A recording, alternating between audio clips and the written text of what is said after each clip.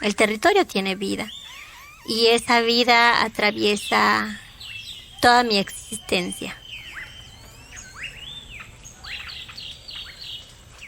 Ella es Wilma Esquivel Pat. Soy una mujer maya macehual de Nosca Santa Cruz Ixbalamnacan Pocolchen, hoy llamado Felipe Carrillo Puerto, Quintana Roo. Wilma es tallerista de diversos temas relacionados con territorio e identidad. Aunque más que tallerista, Wilma es una poeta, cuyo camino ha sido la preservación de la memoria, el trabajo comunitario y la defensa del territorio. Creo que las personas tenemos mucho que compartir y que en ese compartir podemos encontrarnos y podemos también compartir mucho de nuestra vida y más que nada mucho de nuestra memoria, ¿no? Esa memoria que nos sostiene y que es raíz de nuestra existencia. Es voluntaria del Centro Comunitario Ujchil Chivaló en Felipe Carrillo Puerto, Quintana Roo, un espacio que rescata el buen vivir para su pueblo. Una práctica que busca lograr formas dignas de vivir con paz, con alegría y basadas en los saberes ancestrales de su territorio maya. Soy Sujaila Basbás y esto es Archipiélago, un podcast donde cada historia es una isla y cada isla es una posible estrategia, un curso de acción para defender los derechos y territorios en México. Con Wilma Esquivel Pat recorreremos la isla de definición de prioridades y modelos de desarrollo, para reconocer que no hay una sola visión ni modelo de desarrollo, ni tendría por qué haberla. En este territorio, que es Nosca Santa Cruz Ixbalamna, se vivió una lucha muy fuerte, una lucha que mantuvo la autonomía del pueblo durante más de 50 años. Esa lucha es la guerra social maya, problemáticamente conocida como la Guerra de Castas. Fue un acto de resistencia del pueblo maya que inició el 30 de julio de 1847 y terminó logrando la consolidación de Noscac Santa Cruz Ixbalamnaj en 1850, un lugar donde el pueblo maya pudo construir su autonomía. Hoy es la cabecera del municipio Felipe Carrillo Puerto en Quintana Roo. Digamos que al ser un pueblo autónomo, tenía sus propias formas, su propia organización social, económica y espiritual. Y sí vivía en resistencia, ¿no?, contra el gobierno mexicano. El ejercicio de la autonomía maya en ese periodo duró 51 años. El 3 de mayo de 1901 comienza una nueva invasión a su territorio, donde Ignacio Bravo inició una persecución contra las poblaciones mayas de Noscac Santa Cruz Ixbalamnaj y Santocac Tulum. La resistencia maya continúa en la actualidad, con la preservación de la cosmovisión, identidad, cultura, espiritualidad e historia que los conquistadores y el Estado mexicano habían intentado destruir. Creo que tener la conciencia de esa lucha, primero es un compromiso bien grande de saber que yo existo gracias a que lucharon.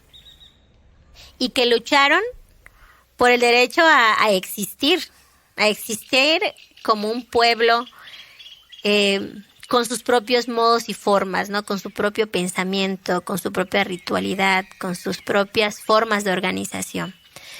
Entonces, creo que uno de los compromisos grandes que tengo hacia mis abuelos y abuelas es el nombrar el genocidio.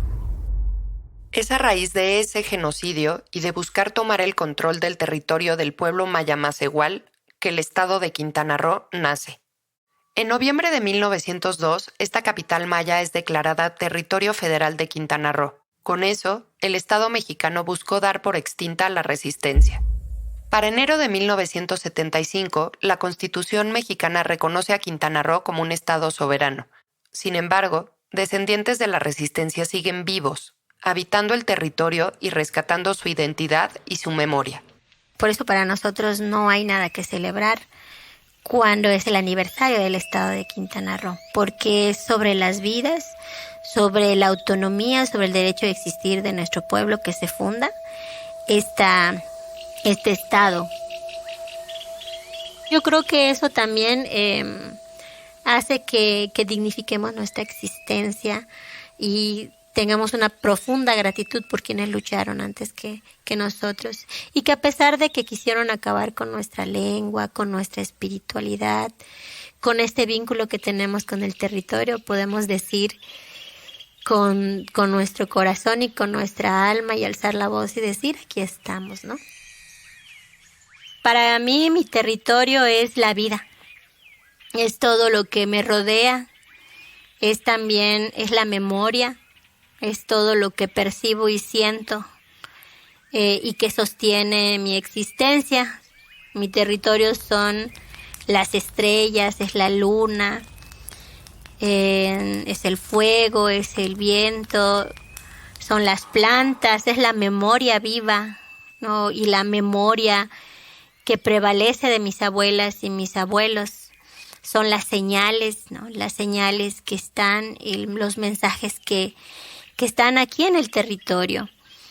Son mis ceremonias o son las ceremonias que nos han enseñado nuestras abuelas y abuelos. Wilma describe su territorio como un lugar lleno de vida, verde y diverso. Pero, para ella y el pueblo maya Macehual, el territorio no es únicamente un espacio físico. Mi territorio es la fiesta comunitaria, son las semillas, es la milpa, son las plantas medicinales. Somos nosotras, nosotros y nosotres que existimos aquí, es el agua viva que está en mi cuerpo, en el cuerpo de todas las personas y todos los seres vivos. Además de su belleza, complejidad y diversidad, el territorio es un personaje central en la historia de la resistencia y lucha de su pueblo. Cuando vamos a algún cenote o alguna laguna, pues yo agradezco mucho porque realmente estos lugares permitieron la vida de nuestro pueblo. Igual en la resistencia, pues nuestro pueblo tuvo que estar oculta en el monte, huir cuando en el tiempo de mucha tristeza cazaban a nuestros abuelos y abuelas, ¿no? Entonces creo que también el espacio de nuestros centros ceremoniales nos recuerdan que nuestra espiritualidad está ligada también a la resistencia y a la lucha.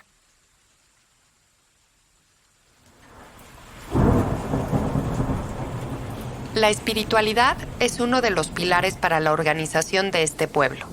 El pueblo maya escucha lo sagrado porque lo sagrado les habla. El fuego, la tierra, el viento, las plantas, la cruz parlante. Santa Cruz Uxbalam toma su nombre de una cruz, un punto de encuentro para el pueblo maya de la región. Una pequeña cruz de caoba que apareció en un cenote del territorio de este pueblo y que fue el símbolo de unión durante la Guerra Social Maya. El santuario creado de esa cruz se mantiene hasta la actualidad. También conocida como la Santísima, la cruz parlante y su santuario simbolizan la historia y la memoria del pueblo, que recuerda que en medio de la guerra, la cruz les habló para animarles a mantener su lucha por la autonomía. Pues para mí es muy importante la cruz parlante o el santuario de la cruz parlante, porque fue el lugar de resistencia, ¿no?, de nuestro pueblo.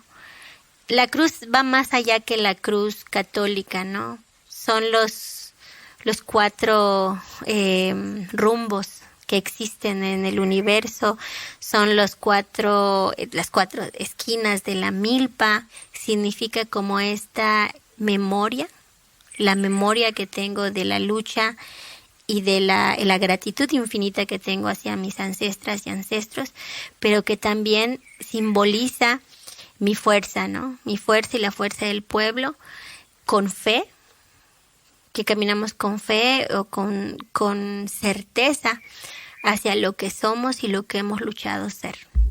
Para nosotros la cruz en toda esta zona simboliza nuestra espiritualidad. Para entender cómo la espiritualidad del pueblo maya se relaciona con la isla de definición de prioridades y modelos de desarrollo, primero tenemos que conocer mejor la historia de Wilma, a sus ancestras y ancestros, a las señales y las semillas con las que construye el buen vivir. La familia materna de Wilma es originaria de un centro ceremonial de la zona Cruzop, en Chancá, Veracruz, Quintana Roo, donde consideran a la cruz parlante el símbolo supremo de lo sagrado y su intermediaria con la divinidad. Por eso, ella se reconoce a sí misma como Maya Cruzov. Su familia paterna es originaria de Sonochel. Los padres de Wilma, dedicados principalmente al campo, a la milpa, herederos de la sabiduría y memoria maya de sus respectivas familias, migraron por diferentes zonas de Quintana Roo antes de establecerse en Felipe Carrillo Puerto. Antes de que Wilma naciera, su padre tuvo una lesión importante. Mi papá sufre un accidente en el monte, se lesiona la espalda y a raíz de eso mi papá ya no puede hacer un trabajo como que requiere mucha fuerza física en el campo y él se dedica a ser cazador de venado. Entonces, mi papá era muy buen cazador de venado. Yo le pregunto cómo es que él podía cazar venados si él es una persona muy compasiva, ¿no? con los animales, y me dice que también es la conciencia de por qué cazas, y en su caso era porque no podía hacer otro tipo de trabajo, pero sí podía cazar. El venado tiene un fuerte significado para ella. Para mí uno de mis animales de poder es el venado, y considero que el venado sostiene a mi familia espiritualmente.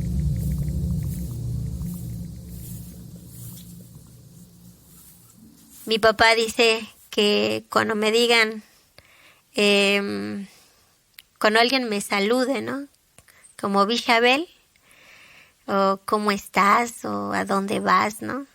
Cuando alguien me pregunte, yo debo de responder que yo estoy haciendo mi camino como por ejemplo, como el venado. Eventualmente, su padre tuvo que dejar la casa. Bajo la condición que tenía mi papá de esa lesión, era muy difícil que tuviese trabajo, el trabajo que él antes hacía. Entonces le dan un trabajo que va a realizar o se emplea y va mi familia a vivir a Chetumal y ahí es donde yo nazco. Entonces vivo mis primeros años de vida en Chetumal, que es la capital del estado de Quintana Roo. En Chetumal, su papá fue velador. Como tantas otras personas que tienen que buscar trabajo en otra parte del estado, él encontró un empleo que nada tenía que ver con su forma de vida. Esa experiencia familiar detona en Wilma una reflexión que la hace enfrentar el desplazamiento forzado y la noción de desarrollo impuesta contra su herencia maya rebelde, que fuera de Nojcaj, Santa Cruz, Xbalam Naj, es incluso causa de discriminación. Te das cuenta que mientras una ciudad o un lugar crezca y tenga esta idea impuesta de la riqueza, que no es vista como la vida comunitaria ni la vida ligada al territorio, entonces sí hay discriminación. Una discriminación de su forma de hacer y ser, de sus rasgos, apellidos y del color de su piel. Desde muy joven supo que el desarrollo puede tener diferentes significados. Para algunos, el desarrollo significa borrar a los mayas. Para ella, el buen vivir de su comunidad según su cultura, su identidad y su espiritualidad es la prioridad.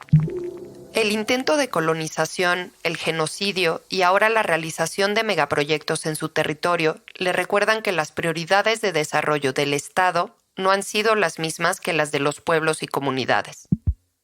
Así, la mera existencia y resistencia de Wilma y su comunidad cuestionan la concepción de desarrollo que se tiene desde el poder político, el poder económico o de algunos de los propietarios de la tierra.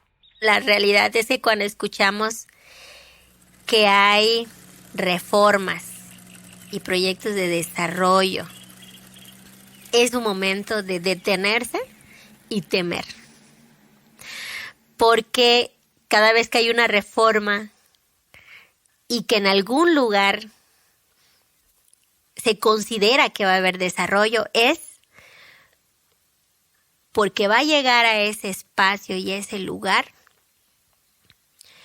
una manera de vivir en el que los pueblos no tenemos cabida más como mano de obra barata.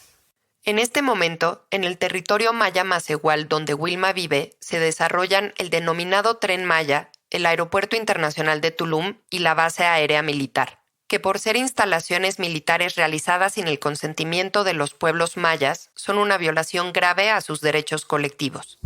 Se construye también uno de los hoteles de la Secretaría de la Defensa Nacional en el municipio de Carrillo Puerto y el proyecto Puerta al Mar, que abre un acceso a la playa desde la cabecera municipal, a pesar de ser parte del área natural protegida de Siancán. Consideran que es una exageración que nosotros consideramos como peligroso.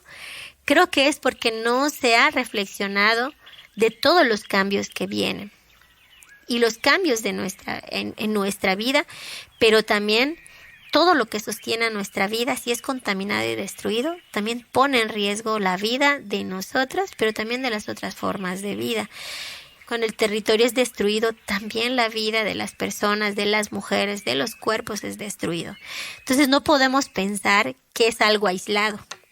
Mientras haya destrucción del territorio, va a haber destrucción de nuestros cuerpos. Cuando hay una lógica extractivista y de despojo, es fácil concebir a la naturaleza como un recurso que es comercializable. Así la utilizan los megaproyectos que proliferan en el territorio de Wilma y que amenazan a las comunidades en su forma y modo de vida, en su supervivencia y existencia que no responde a prioridades mercantiles. Hablar de desarrollo es algo muy complejo. Nos han enseñado por conceptos que el desarrollo es algo bueno, es algo para mejorar. Y ese concepto se sigue manteniendo, ¿no? Por eso cada vez que dicen que hay un lugar o un estado o un pueblo, comunidad donde han traído el desarrollo o van a llevar desarrollo, es un momento muy peligroso para la comunidad porque la concepción de tener una buena vida o la concepción de qué es una vida digna es muy distinta. Es muy distinta a la que tenemos, ¿no? Realmente los pueblos originarios o lo que tendría una persona, quizás aunque no sea de un pueblo originario, pero que esté consciente de qué es lo que realmente le da paz y qué es lo que realmente le da alegría. Entonces, cuando escuchamos el concepto de desarrollo, al menos como ha sido implementado aquí en Osca o en la zona norte del estado de Quintana Roo, es totalmente destructivo.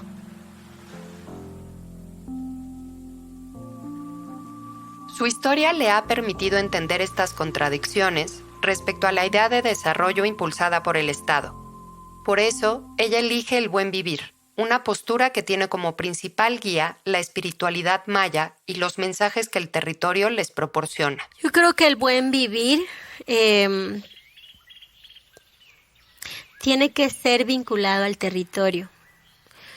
O en otras palabras, debe de existir un respeto y reconocimiento de nuestro territorio como el espacio y la vida que nos sostiene, ¿no? El buen vivir, yo así como lo siento, es con mucha conciencia sobre las acciones o sobre tu camino de vida y que está ligada a la comunidad, ¿no? A tu hacer con la comunidad. Es la conciencia de que tu paso por esta vida debe de aportar algo, ¿no?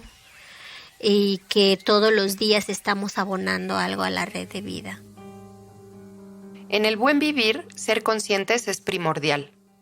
Por eso, la utilización del territorio para intereses ajenos obstaculiza la construcción del buen vivir. De alguna manera, con todos estos proyectos que están entrando, con toda esta turistificación, con la venta de tierras, con la migración de las comunidades mayas hacia la zona norte por empleo, se va rompiendo precisamente el tejido comunitario, pero también nuestra memoria empieza a disolverse dentro de una narrativa enorme de occidental, donde todo lo que simboliza el éxito, la riqueza, está totalmente alejado a lo que somos nosotras y nosotros como pueblo. Una de las consecuencias que Wilma observa con la realización de megaproyectos en Quintana Roo es la explotación de ese territorio, de lo maya que está en cada une de las personas mayas, pero que se extrae para comercializarlo. Son procesos para destruir estas formas de vida y volverlos productos folclorizados, productos para el mercado y para generar dinero, pero no para que nosotros como pueblo tengamos una vida digna, ¿no? Con nuestros modos y formas de vida. La opacidad, desinformación y falsas promesas han sido un sello de la forma en que se realizan los megaproyectos en la península de Yucatán.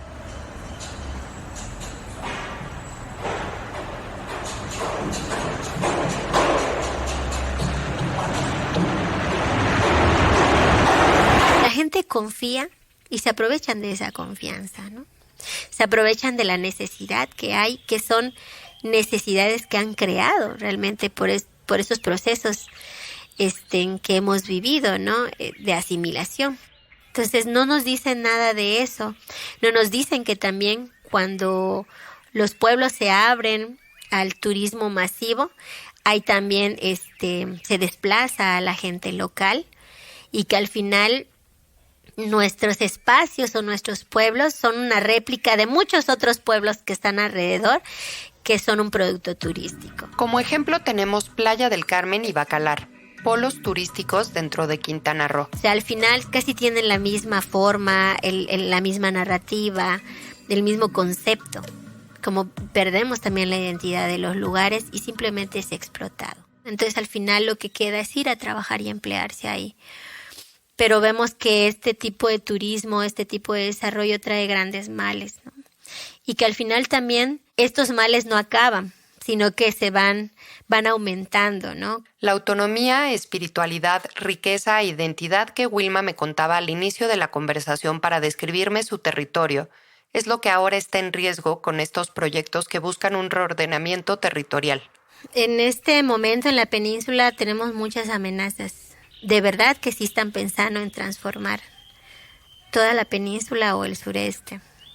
Pero dentro de esa transformación es la destrucción y el saqueo de los territorios, ¿no? La violencia ha incrementado aquí. Mientras vemos que van avanzando los megaproyectos, también ha aumentado la violencia, las desapariciones, las ejecuciones y también la militarización, ¿no? Entonces esta zona es una zona militarizada. Entonces un lugar donde vemos fácilmente armas de alto calibre, pero también donde hay muchos problemas sociales como el narcotráfico, los feminicidios.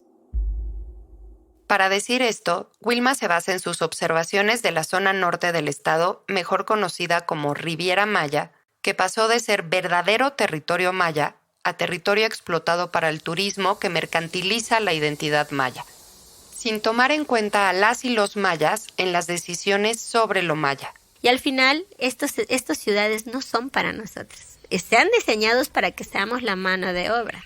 Seamos quienes sirven, pero no somos tomados allá como los dueños y las dueñas de este territorio que fue defendido por nuestras ancestras. Si te quitan territorio, si la milpa es como desmantelada, si te quitan tus semillas y te imponen si te hacen utilizar agroquímicos y te enseñan que tu forma de vida no tiene sostenibilidad o que no te va a dar una vida digna y te imponen un modelo de vida occidentalizada que es lejano a tu forma de vida y por medio de la discriminación también se refuerza eso, enseñándote que tú no eres valioso, que lo que tú sabes no tiene validez y que tu mismo color es un factor para que te excluyan o que vivas empobrecimiento. En este recuento se enlistan algunas de las barreras que se imponen a comunidades indígenas para vivir vidas dignas y les empuja a llevar vidas precarizadas. Ser consciente de lo que está en juego, de las amenazas y el constante asedio a las comunidades mayas a través de diversos modelos de desarrollo que les son ajenos, ha sido un proceso también para Wilma. Uno que inició con la escucha de sus abuelos, de su propia familia, y que se fortaleció en su camino en el trabajo comunitario. Al inicio de su trayectoria, se involucró en diferentes organizaciones e instituciones como ONU Mujeres y como docente de educación formal y gestora cultural. Pero ahí se encontró con otras dimensiones de la misma lógica del extractivismo y el despojo. Como mujeres mayas, había estado en muchos espacios, entonces siempre que estaba en esos espacios yo sentía que algo estaba mal. Notaba cómo de pronto era como llevarnos a foros, escucharnos, después regresar a casa y tener esa sensación de haber sido utilizada. O sea, quizá las experiencias de otras compañeras sea diferente, pero en mi caso así fue, ¿no? Y es lo que yo he sentido en esos espacios. En este momento de mi vida, pues también me doy cuenta que la educación formal también, que es un derecho, ¿no? Para todos y todas, pero que en realidad en la educación formal también la narrativa o lo que buscan es al final seguir con este sistema, ¿no? Con este sistema en el que los empresarios se enriquecen y por medio del Estado pues articulan para que eso sea posible, ¿no? El sistema educativo de alguna manera ha reforzado esta idea del desarrollo, del progreso por medio del Estado, no del reconocimiento de la libre determinación de los pueblos. Con esto se refiere a que en las escuelas tradicionales no se comparten los saberes de la milpa, ni la historia local o la historia de lucha, de las medicinas tradicionales, ni de la escucha de la tierra. Si desde que naces tienes una narrativa o te dicen que lo que tú sabes, lo que tú eres, lo que tú crees, no tiene validez, es retrógrado, como que tu propia vida no es valiosa, entonces todo lo que tú vas a buscar es no serlo. Entonces, cuando te dicen, entonces tú eliges, tú eliges lo que tú quieres ser, pero si desde que tú naces te dicen todo esto, ¿cómo realmente tú puedes elegir libremente?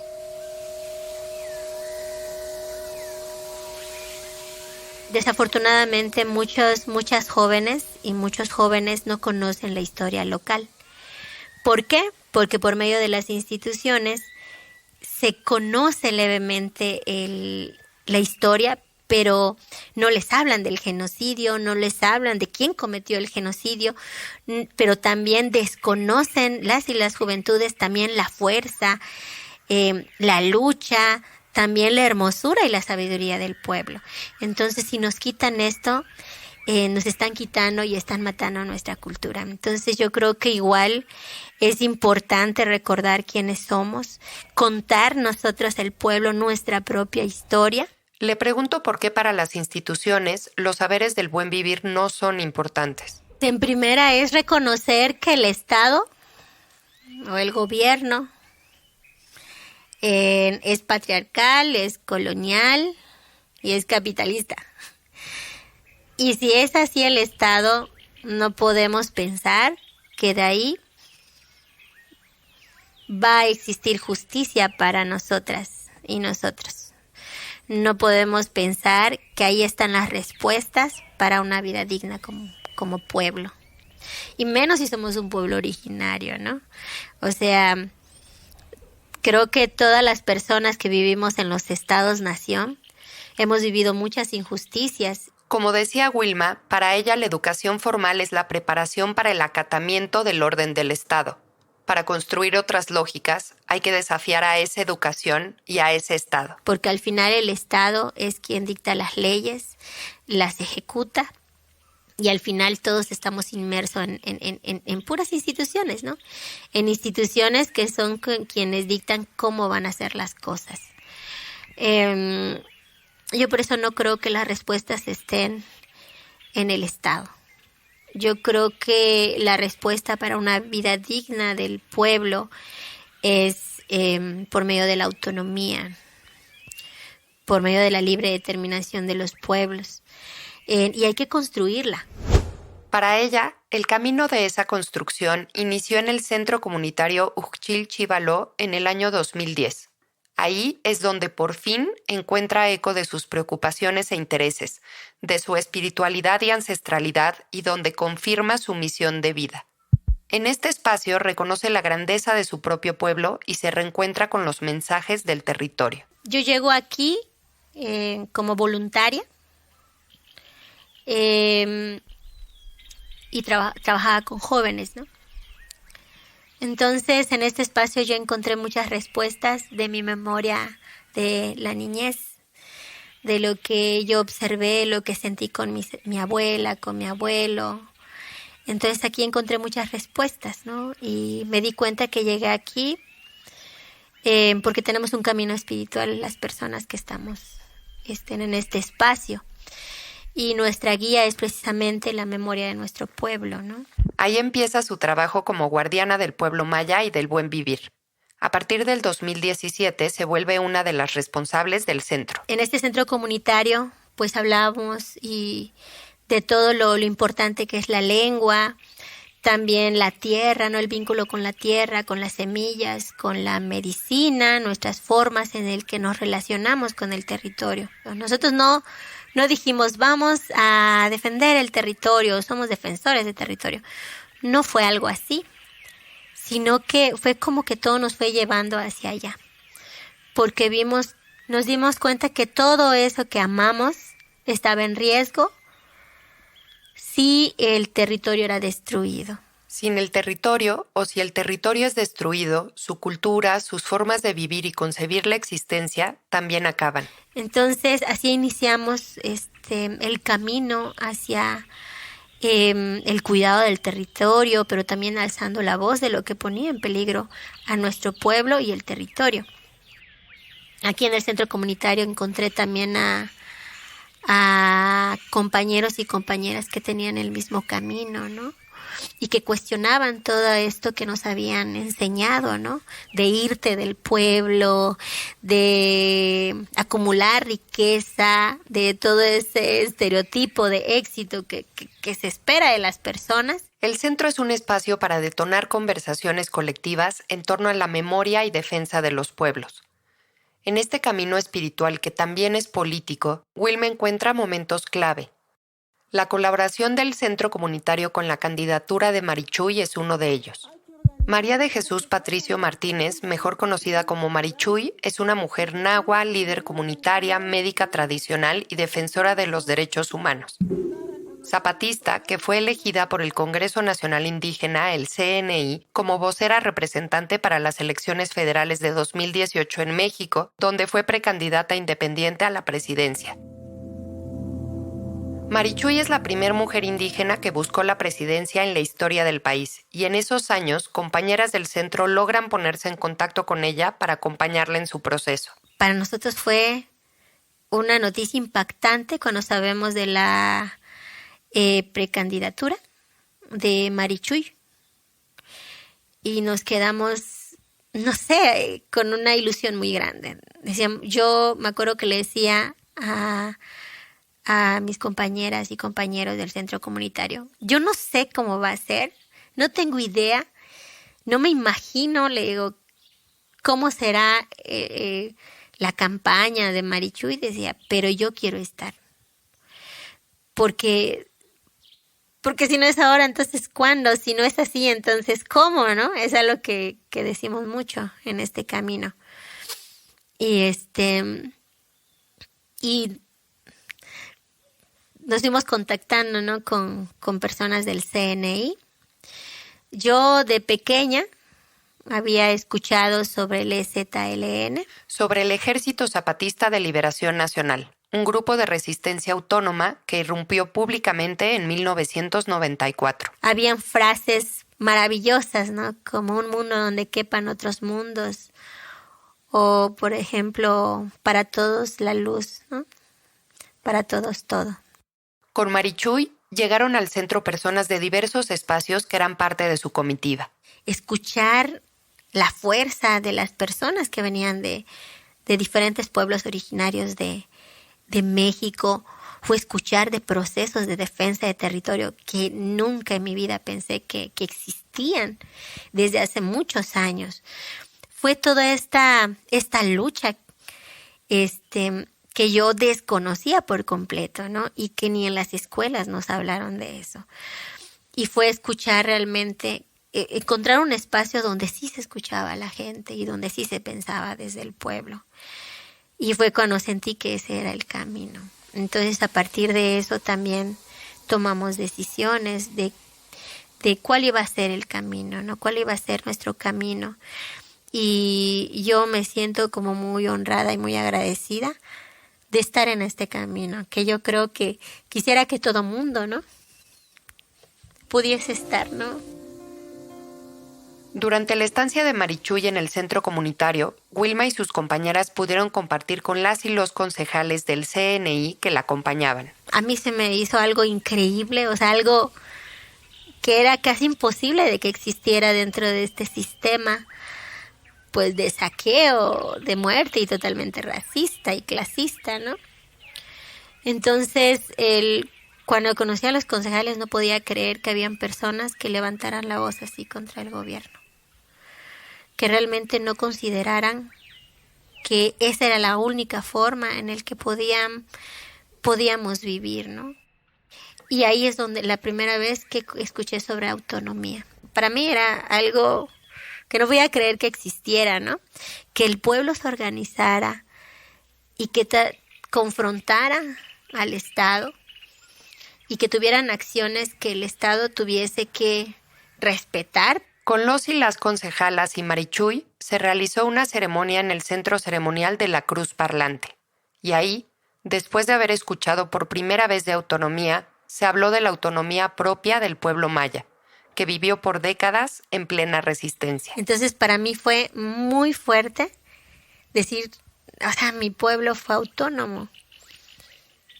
Y muchos pueblos están luchando por su autonomía. Entonces, era así como demasiado fuerte darme cuenta que nosotros lo tuvimos y que ya no lo teníamos. Y que otros pueblos estaban luchando por tenerlo. Y poder reconocer esa fortaleza del pueblo para mí fue muy fuerte.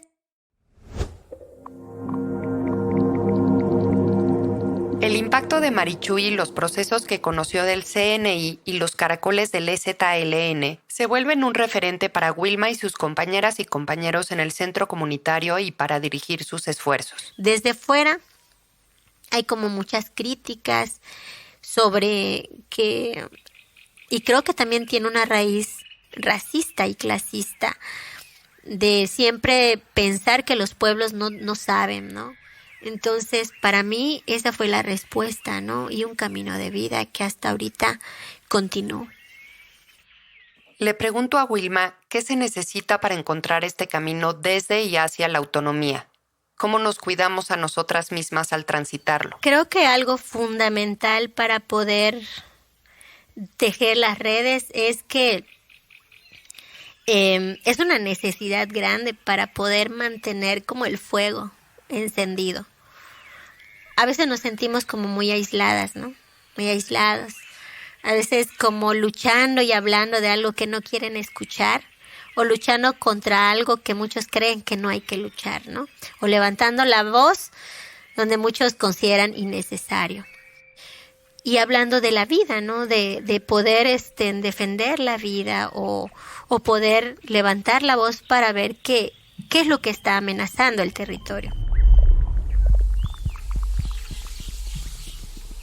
Estos procesos son demandantes, desgastantes, difíciles. Por eso, la clave está en la colectividad.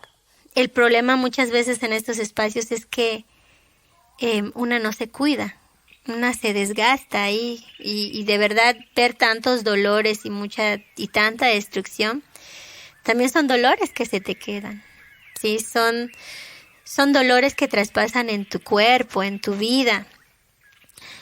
Entonces, dentro de todos estos procesos también que son tristes, también dolorosos, necesitamos sostenernos, ¿no? Y lo primero también es sostenernos y saber que la cura está en la misma tierra que cuidamos, ¿no?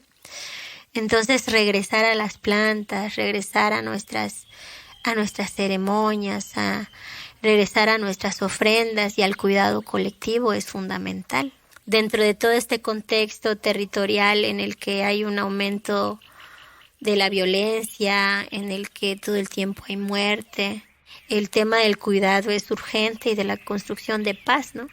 Entonces, algo que hemos aprendido es eso, ¿no? Que al final, aunque uno se considera muy individual, la realidad es que somos comunidad. O sea, somos sostenidos durante toda la vida por otras personas. La construcción del buen vivir es comunitaria y, aunque compartido, es un trabajo enorme y constante. Le pregunto a Wilma de dónde obtiene la fuerza para seguirlo. Hay una frase que siempre me da fuerza y es que somos el sueño de nuestras abuelas. Y yo creo que también así soy yo, ¿no? Yo fui un sueño de mis abuelas. Entonces yo creo que eso también hace que dignifiquemos nuestra existencia y tengamos una profunda gratitud por quienes lucharon antes que nosotros. Cuando nosotros hablamos de las generaciones venideras, realmente estamos soñando con una vida digna y plena de la niñez y de quienes no han nacido. Entonces, creo que eso también es una parte muy importante para mantenernos en el camino, ¿no? La conciencia de que estamos también luchando por quienes no están, pero al final, si pudiésemos hablarles, decirles, ¿no? Nosotros les soñamos viviendo en dignidad y abrazando quienes son ustedes, y abrazando su territorio. Archipiélago es una herramienta de la iniciativa Que Sepan Que Sabemos de la organización Cohesión Comunitaria e Innovación Social, que busca reducir asimetrías de información y poder para que quienes viven en los territorios decidan sobre ellos. Yo soy Sujaila Basbás, directora general de CCIS y estoy a cargo de la dirección de este podcast.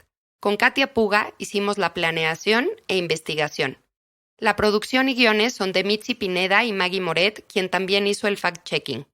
El diseño sonoro es de Vicente Romo y la edición de Fernanda Guzmán. Las ilustraciones son de Belén Quirós y la comunicación es de Jocelyn Soto. CCIS recibió financiamiento de la Fundación W.K. Kellogg para implementar la iniciativa Que Sepan Que Sabemos en la península de Yucatán.